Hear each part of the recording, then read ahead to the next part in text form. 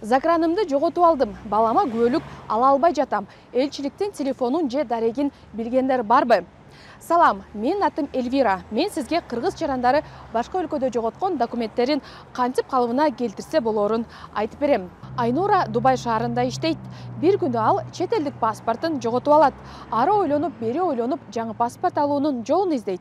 Дубайда ага жардам бере алган таанышы да жок.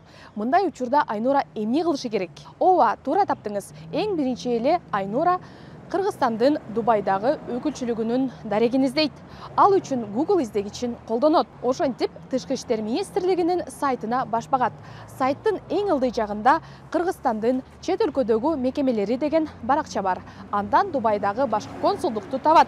Маалыматта консулдуктун дареги, телефону, ишеним телефону, факсы, почтасы жазылган болот. Номерду сактагандан кийин WhatsApp'тан маселени түшүндүрүп суроосун жазат. Бир нече убакыттан кийин бул маселе менен алектенген кызматкердин телефон номерин беришет. Андан ары аталган кызматкер жоготуп алган загранды кайра алыш үчүн эмне кылуу керектигин түшүндүрүп берет.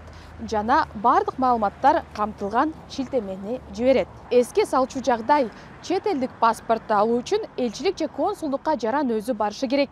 Анткени манжа изи тапшырылат.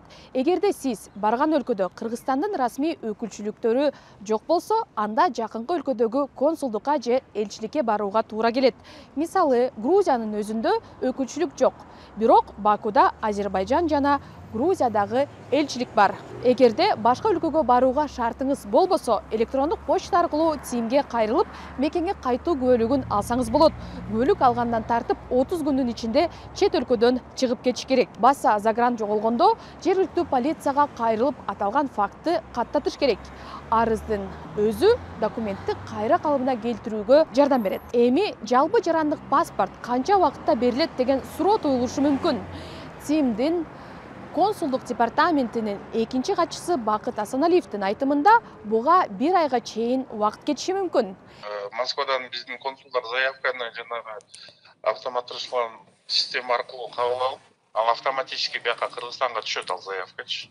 Анан ошол негизинде бул жерде жана текшерип туруп, анан паспорт изготовление болот и МИД аркылуу кайра почта менен Москвага жеткизилет. Мамлекетке жараша. Эгер Москва жөнүндө айтсак, Москвага 3 жумадан 1 айга чейин. Россияда мисал үчүн чоң да. Ал эгер Сахалинди алсак, эң отдаленный регион остров. Мен өзүм ошол жерде иштеген 1,5 айда келчү мага. 1 айдан 1,5 айга чейин. Мисал үчүн ошол эле Америкага же башка жактарга ошондой 1 айдан 2 айга чейин убакыт алып калышы мүмкүн. Каалоочулар экспресс почтанын акысын төлөп берип, паспортты эртерээк алдыра алат.